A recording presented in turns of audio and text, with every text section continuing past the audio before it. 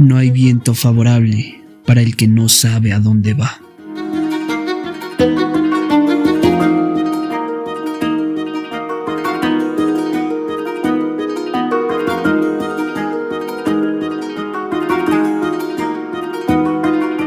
Séneca, un filósofo no tan estoico.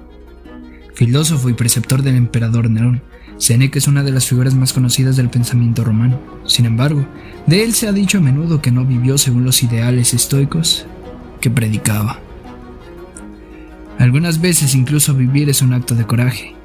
Lucio Anneo Séneca, el autor de la afirmación, sin duda, lo necesitó más de una vez para sobrevivir a los reinados de los emperadores Calígula y Claudio, que ordenaron su muerte. En ambas ocasiones se salvó pidiendo clemencia o consiguiendo la de otros, pero el siguiente en la lista, Nerón, no se mostró tan compasivo. Se dice que Séneca fue un filósofo estoico. Afrontó la muerte con serenidad, pero a juzgar por las pruebas que nos han llegado, tal vez no fuese un hombre tan impasible como se le suele retratar.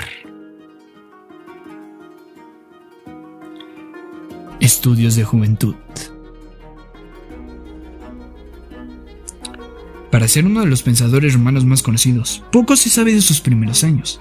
Ni siquiera su fecha de nacimiento es conocida, aunque se le suele datar alrededor del año 4 a.C.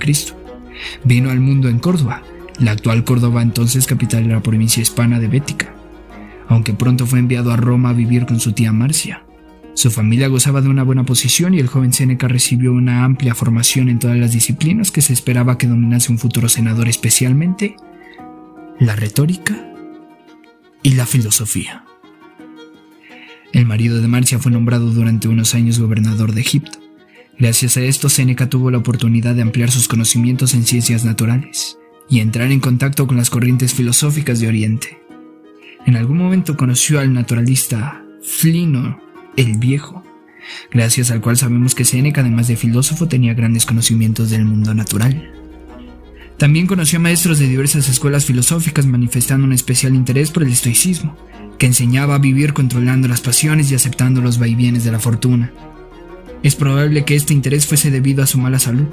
Padecía asma crónica, ya que a su familia no le faltaba nada en cuanto a bienestar y comodidades.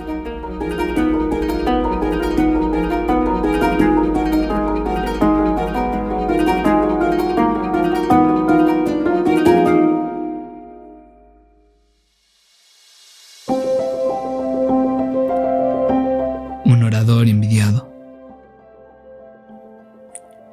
En el 31 después de Cristo se instaló de nuevo en Roma y empezó su carrera política, empezando por la magistratura más baja de cuestor.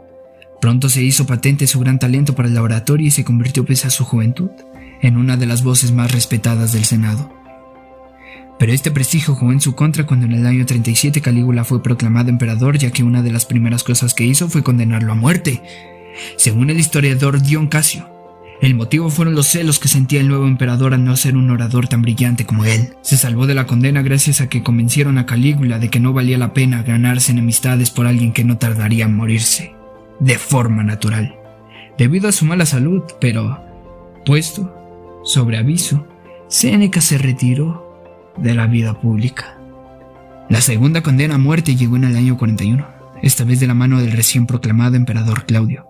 En este caso la razón fue que el Senado no estaba convencido de tener a aquel hombre tartamudo como emperador, y Séneca, siendo uno de los oradores más brillantes, podía resultar un opositor peligroso, aunque estuviera oficialmente retirado. Es probable que fuese Mesilina, esposa de Claudio, quien instigó la condena, pero por segunda vez se salvó, y la pena fue conmutada por el destierro a la isla de Córcega. Durante los más de 8 años que pasó desterrado, Séneca no cesó en su intento de obtener el perdón, algo que ya entonces le recriminaron algunos, puesto que se declaraba estoico, debería haber aceptado los golpes de la fortuna. En vez de esto demostró sentimientos poco coherentes con esta filosofía, adulando al liberto más influyente del emperador para ganarse su favor. Finalmente, Mesalina murió en el año 48 y la nueva esposa de Claudio, Agripina, le permitió regresar a Roma al año siguiente.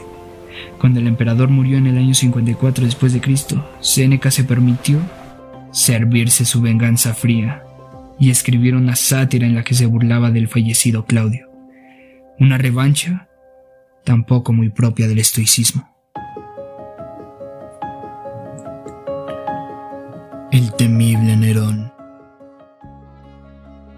Según los historiadores romanos, el mejor periodo de gobierno de Nerón fue precisamente en el que no gobernaba.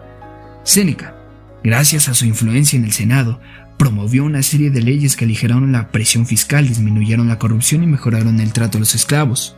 Por su parte, Burro, influyente entre los militares, apoyó una guerra en Armenia bajo las órdenes del general Senio Dominico Corbulo, que aseguró la frontera oriental del imperio frente a los partos. Pero a medida de que Nerón crecía, se hacía cada vez más evidente que estaban intentando mantener enjaulada a una fiera. Una primera señal fue el asesinato de Agripina, por orden de su propio hijo, en el año 59, un acto que Séneca llegó a justificar ante el Senado por miedo a perder su poder, a pesar de que había sido gracias a ella que había podido volver del destierro. A este asesinato siguió el del Burro, en el 62. Séneca se había quedado solo frente a la paranoia de su antiguo pupilo y a las acusaciones de sus enemigos políticos para que él fuese el siguiente en caer. Pensando que podía escapar por tercera vez de la muerte, se apartó definitivamente de la vida pública e incluso llegó su herencia a Nerón, antes de retirarse a su villa en el sur de Italia. Pero sus enemigos no se olvidaron de él. En el año 65 lograron implicarlo en una conjura fallida contra el emperador. El 12 de abril, el maestro recibió de su viejo pupilo la orden de acabar con su vida. Aunque en el arte de su muerte parece atribuirse al desangramiento, después de haberse cortado las venas y sumergido en una bañera, lo cierto es que la causa última fueron los vapores del baño caliente, que combinados con el asma, le provocaron la asfixia.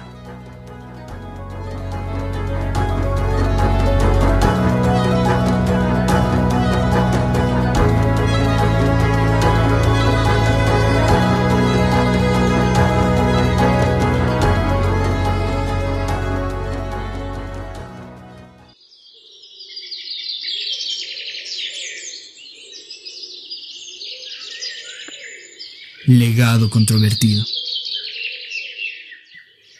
Por lo que respecta a su legado, Séneca es un caso particular entre los filósofos clásicos. Como ya se le criticó en vida, no predicaba con el ejemplo. Más que un filósofo estoico, se comportaba más como un patricio romano, motivo por el que otros pensadores lo tacharon de hipócrita. Pertenecía a una familia acaudalada y aunque no ostentaba de su riqueza, tampoco se privaba de ninguna comodidad.